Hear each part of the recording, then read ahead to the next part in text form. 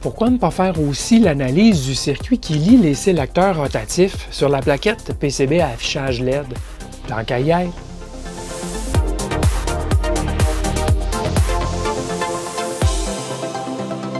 Bidouilleur, bidouilleuse, salut! Bien oui, dans la vidéo numéro 449, je vous avais en quelque sorte lancé un petit défi, soit de figurer comment fonctionne le circuit de lecture de position de ces 7 sélecteurs, les sélecteurs rotatifs, certains à 8 et certains à 10 positions. Je vous avais fourni des indices que vous voyez à nouveau à l'écran. Tout tourne autour de 2 puces logiques, un 74 LS145 et un 74 LS147.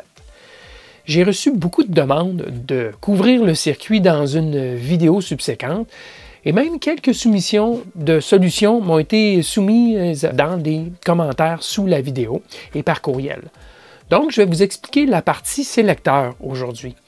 Je vais à nouveau parcourir la plaquette et noter les caractéristiques importantes de son implémentation. Je vais ensuite créer un schéma électrique montrant la solution finale. Et je vais bien sûr faire fonctionner le circuit et afficher les positions sur l'ordinateur.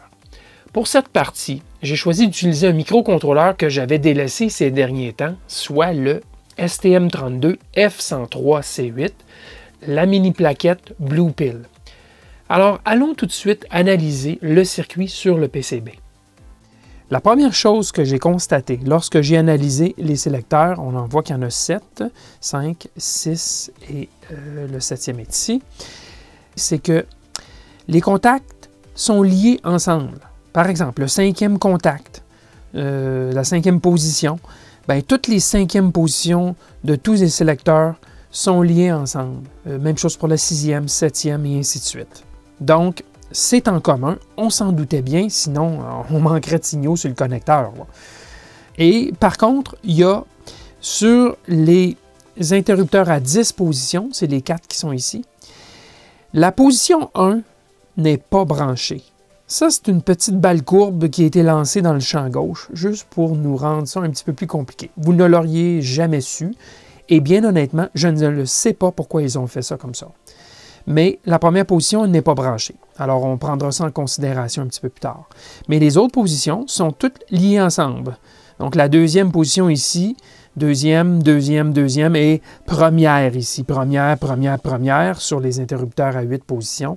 Ils sont tous liés avec un seul contact, un seul fil, l'un avec l'autre. La deuxième constatation, c'est que tous ces contacts, donc ces fameuses lignes, par exemple le contact numéro 5, on a dit qu'ils sont liés ensemble, mais ils sont aussi attachés à une pull-up. Vous voyez ici les lignes, on les voit bien, là, qui s'en vont toutes, donc de toutes les positions, s'en vont sur le réseau de résistance qui est ici. Ce sont 9 résistances de 220 ohms dans un même boîtier, attachées au plus 5 volts. Troisième constatation, cette puce-ci, 74-147, toutes ces entrées de 74-147 sont branchées individuellement sur les contacts. Donc, on s'en va vers la résistance, ou chacune des 9 résistances pull-up, et en plus, ces 9 signaux qui viennent des contacts individuels, mais liés ensemble, s'en vont sur les entrées du 74-147. Il est bien ici. Je ne veux pas vous induire en erreur. Oui, c'est bien ça ici. On les voit, ces contacts-là. Si vous regardez, il y a des pistes ici. Là. Voyez-vous, c'est tout branché. Ça vient justement d'un des interrupteurs. Donc, ça, c'est l'autre constatation. Maintenant, la constatation suivante. Les sorties du 74-145. On en utilise ici 7, une par interrupteur. Ces sorties-là vont au curseur, au point commun de chacun des interrupteurs. C'est cette broche additionnelle que vous voyez ici qui est un petit peu plus vers le centre. Voilà. Alors, chacun de ces signaux va au 74-45 sur les sorties. Ce sont des sorties individuelles. Donc, j'imagine que vous devez commencer à voir un petit peu dans votre tête, pour certains, j'en doute pas de minute, pas tous, mais pour certains, vous devez commencer à avoir une petite idée de ce qui est en train de se passer. Là. Maintenant, ce qu'il nous reste à constater aussi, c'est le 7447 et 7445, comment est-ce qu'ils sont branchés vers le connecteur. Bien, ce que j'ai vu, c'est qu'il y a 4 signaux qui quittent le 7447, ici. Ces 4 signaux, ils s'en vont ici, ils s'en vont au connecteur. Donc, 4 signaux du 7447 au connecteur et il y a 3 signaux du 7445 qui vont vers le connecteur. Je vous avais dit qu'il y avait 7 lignes qui allaient au point commun du 7445. Bien, 7, ça se code avec 3 bits. Donc, 3 bits allant au 7445 et 4 bits allant du 7447. Bon, donc, au total, je vous avais dit qu'il y avait 8 signaux qui allaient au connecteur. Ce n'est pas tout à fait vrai, c'est 7. Là-dessus, j'ai fait une petite erreur. Alors ça, ce sont les constatations que j'ai faites. Maintenant, je vais les saisir, ces constatations, dans un schéma. Alors maintenant, bâtissons le schéma avec les informations qu'on a trouvées. Alors, la première information que j'ai notée, c'est que les contacts des sélecteurs sont en commun entre eux, c'est-à-dire le contact 3 est connecté avec le 3, le 4 avec le 4, et ainsi de suite. Pour les 7 sélecteurs, en fait, ce n'est pas tout à fait vrai, puisque ce qu'on a vu, c'est que le contact 1, donc le premier contact, lui, il n'est pas connecté sur les sélecteurs à 10 positions. Alors, c'est comme ça que c'est fait. Quant au sélecteur de 8 positions, bien, les 8 positions sont branchées, bien sûr. Et ces lignes vont aussi aux 5 autres sélecteurs que je n'ai pas dessinés pour raison de simplicité. Mais les lignes sont donc connectées de cette façon, incluant la 10e qui va aux autres sélecteurs à 10 positions. OK, alors ça, c'est le premier point. Le deuxième point que j'ai noté, c'est que chacun de ces contacts allant entre les sélecteurs, bien, chacun de ces contacts a une pull-up, une résistance pull-up de 220 ohms, allant, bien sûr, pull-up, donc qui va aux 5 volts. Donc, par défaut, ces lignes-là vont être à un niveau logique haut à cause des lignes ici, à cause des pull-ups, si vous voulez, des lignes pull-up qui tirent ces lignes vers le haut lorsqu'elles sont flottantes. Donc, alors ça, c'est le deuxième point. Le troisième point, les entrées du 74-147. Le 74-147, c'est celui qui lit notre information sur les positions. Alors, les entrées sont branchées sur les contacts sélecteurs. Tout simplement, de cette façon-ci, chaque contact qui va entre les sélecteurs, bien, chaque contact va être lu par une entrée du 74 LS147. Et le 74 LS147, lui, c'est un encodeur de 10 lignes à 4 lignes. Autrement dit, cet encodeur va lire les lignes ici qui arrivent en entrée et s'attend à avoir une seule de ces lignes-là à un niveau bas. Et c'est cette ligne qui sera à un niveau bas qui va être encodée en un mot binaire de 4 bits montrant c'est quoi, c'est laquelle de ces lignes qui est à un niveau bas. Alors vous avez la table de vérité ici, dépendamment de où se trouve le niveau bas, chacune de ces lignes, peu importe les autres niveaux, en autant qu'il n'y ait qu'un niveau bas, il peut y avoir d'autres niveaux bas sur les bits de niveau plus élevé, mais ce qui va compter, c'est toujours le bit de niveau plus bas ici. C'est lui qui se trouve à être encodé en son mot équivalent. Alors ici, vous voyez, si c'est l'entrée 1 qui est un niveau bas, on lira à la sortie ici haut, haut, haut, bas. Donc, dans cet ordre-ci, bien sûr, du poids le plus élevé au plus bas. Donc, ça nous permet de lire une ligne à la fois qui sera un niveau bas. C'est ce qu'on cherche à savoir, laquelle des lignes est un niveau bas. Le quatrième point que j'ai noté, dans la rétro-ingénierie, c'est que le 74-145, lui a ses sorties de brancher sur les curseurs, donc sur les points communs de chacun des 7 sélecteurs. Donc, on utilise 7 sorties. Une autre petite balle courbe envoyée dans le champ gauche, si je peux dire ainsi, c'est que la sortie 0, Q0, ils l'ont sauté. Encore une fois, ils n'avaient pas à faire cela. Mais ils ont décidé de faire cela. C'est correct, ça fonctionne quand même de toute façon.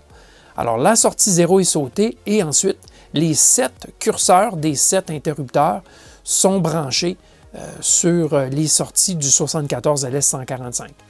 Alors, le 74 LS145, c'est un décodeur à 10 sorties individuelles.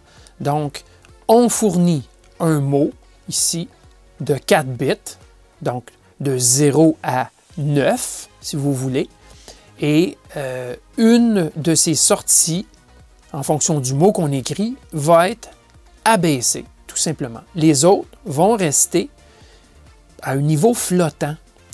Alors, ce sont des sorties à collecteur ouvert. Rappelez-vous de ça, c'est bien important dans le fonctionnement de notre circuit. Donc, le niveau bas est solide, il va tirer du courant, mais le niveau haut est flottant. Alors, dépendamment de qu'est-ce qu'on applique comme mot à l'entrée, ici, on aura une sortie qui va aller à un niveau bas, alors que les autres vont rester à des niveaux hauts. Alors, c'est un décodeur, donc c'est un sélecteur, si vous voulez, à 10 sorties individuelles.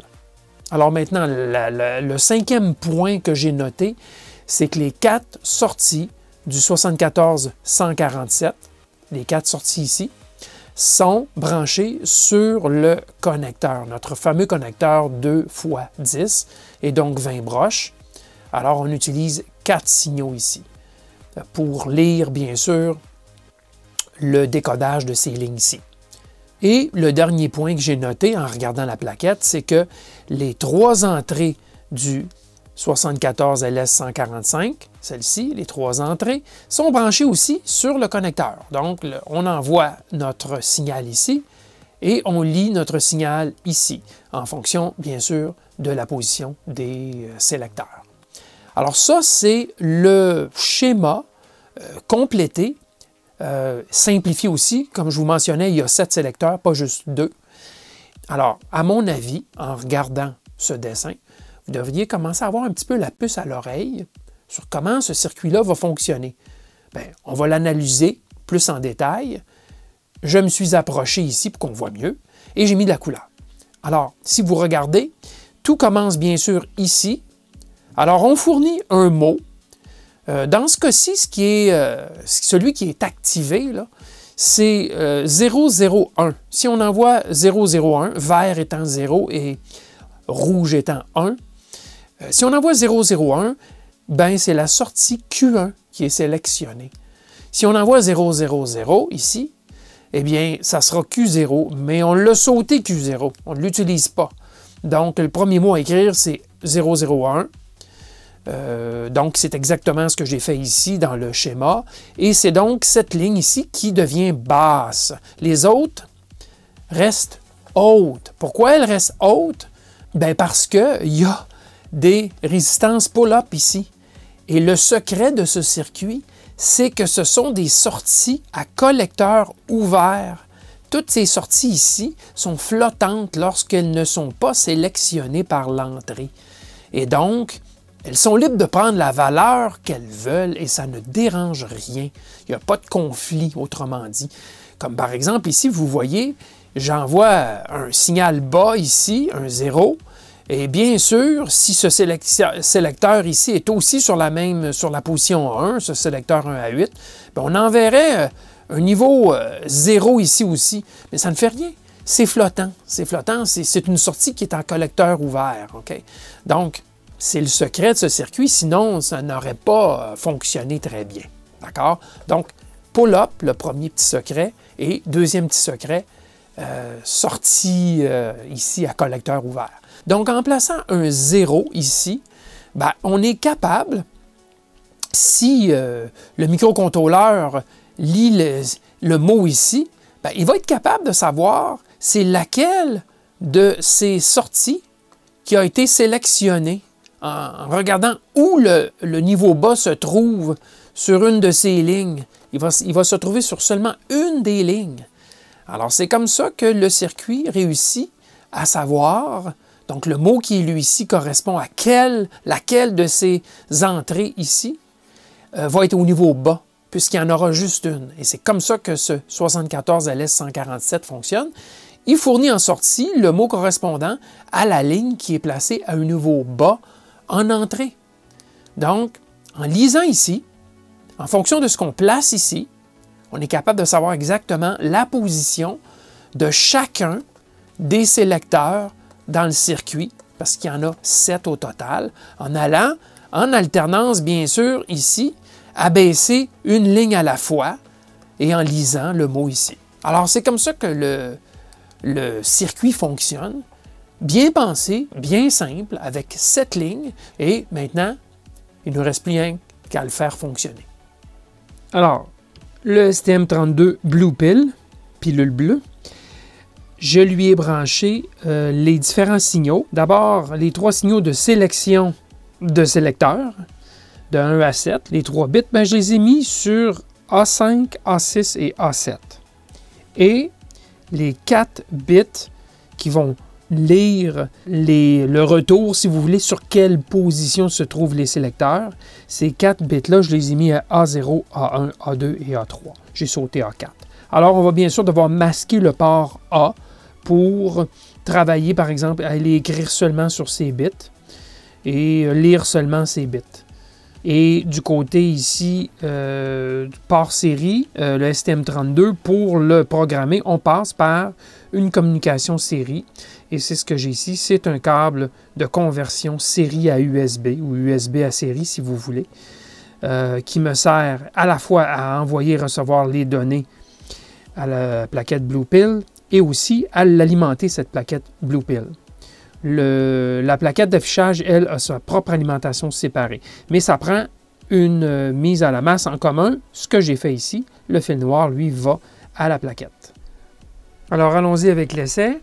J'ai numéroté les sélecteurs dans le même ordre que les lignes vont sur la puce TTL. Donc, c'est dans cet ordre ici qu'ils ont été assignés.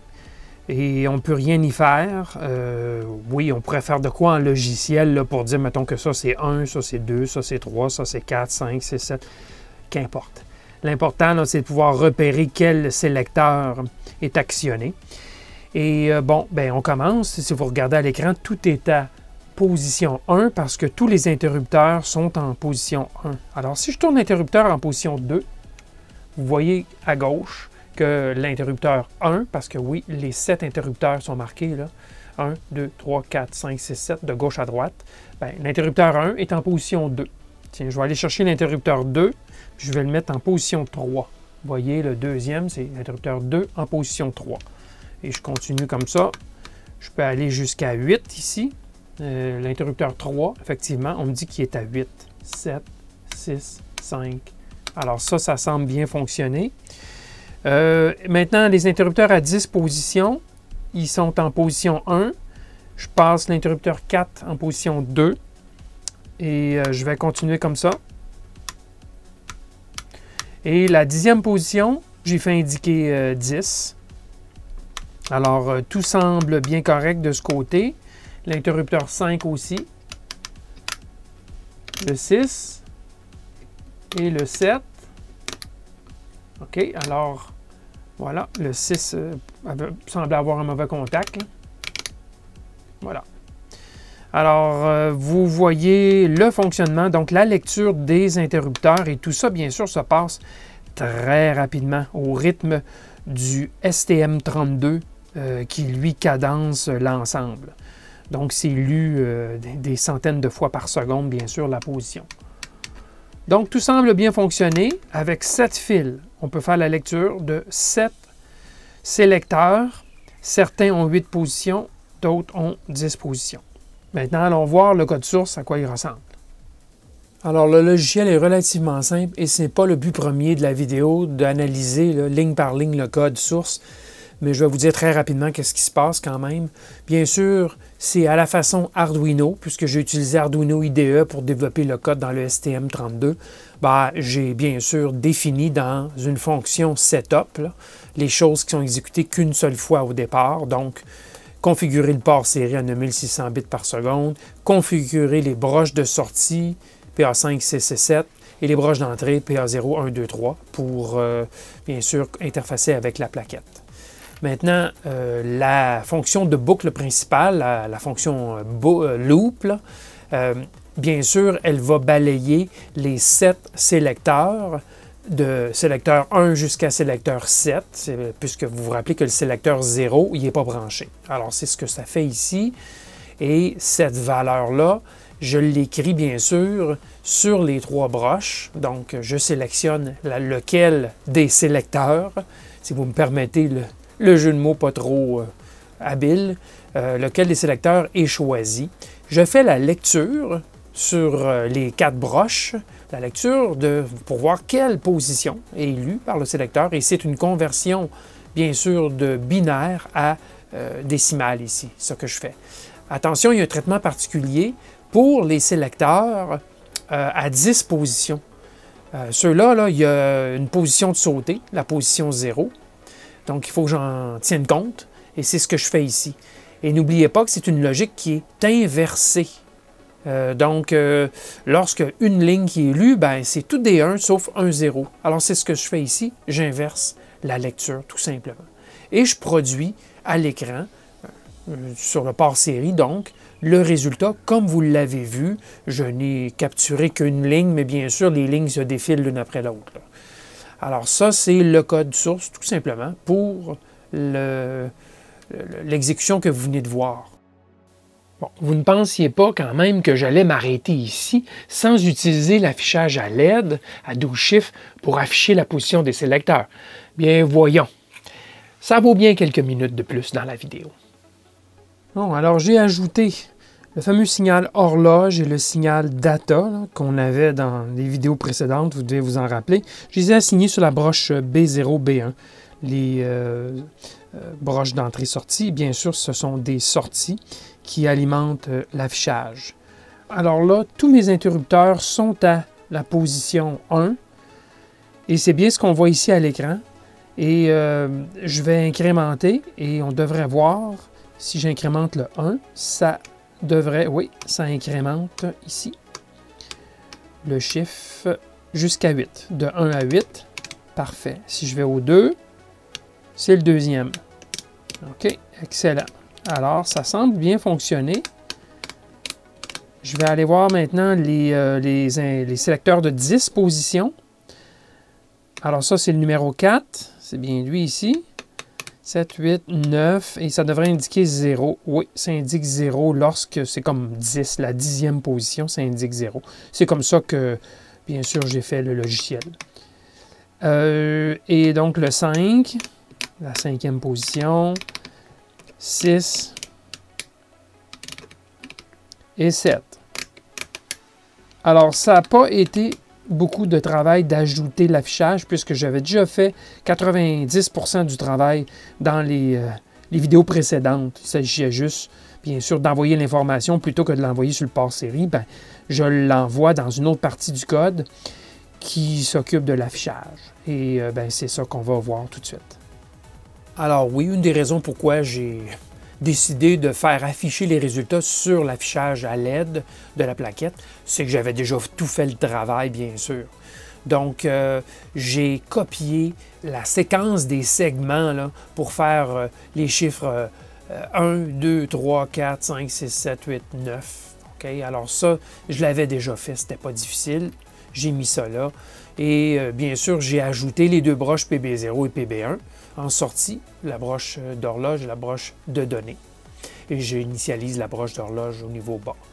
Et finalement, c'est la même détection des interrupteurs, des commutateurs rotatifs à laquelle j'ai ajouté bien sûr l'envoi des données sur l'affichage à la façon que j'avais faite dans la vidéo précédente, donc c'est rien de différent. Mais je dois aussi quand même remplir, puisqu'il y a 7 interrupteurs et il y a 12 positions, 12 chiffres sur l'affichage, bien, je remplis quand même les 5 derniers chiffres de rien. J'éteins les LED sur les 5 derniers chiffres en mettant des 1 partout, tout simplement. Je mets des 1 partout, c'est ce que je fais ici. J'initialise la broche PB1 à 1 et j'envoie des coups d'horloge 40 fois, donc 8 fois 5, puisque 5 affichages à remplir. Et voilà, c'est ce qui donne à l'écran les résultats que vous avez vus sur les affichages à LED. Bon, la vidéo a peut-être semblé un peu répétitive par moment, mais j'ai voulu expliquer le circuit le plus clairement possible pour le bénéfice des débutants. Il m'arrive trop souvent de présumer un certain niveau de connaissance des téléspectateurs. Alors là, ici, j'ai ramené ça à la base. Si ce circuit était à refaire aujourd'hui, on utiliserait sûrement un protocole série pour communiquer sur le connecteur, ce qui permettrait de diminuer le nombre de signaux à 2 bits peut-être, 2 fils, ça serait bien suffisant. Et on utiliserait des encodeurs rotatifs plutôt que des vrais sélecteurs électromécaniques. Mais c'est quand même formateur de comprendre la logique utilisée à l'époque. Vous savez, la logique câblée, c'est de la formation fondamentale. On ne perd jamais à comprendre comment les choses fonctionnent au niveau des simples portes logiques. Alors, j'ai couvert cette plaquette PCB en long et en large. Elle retournera donc à partir de maintenant dans ma pile de surplus de plaquettes. Sur ce, bien, je vous dis merci beaucoup de votre attention aujourd'hui. Merci de votre soutien et à la prochaine!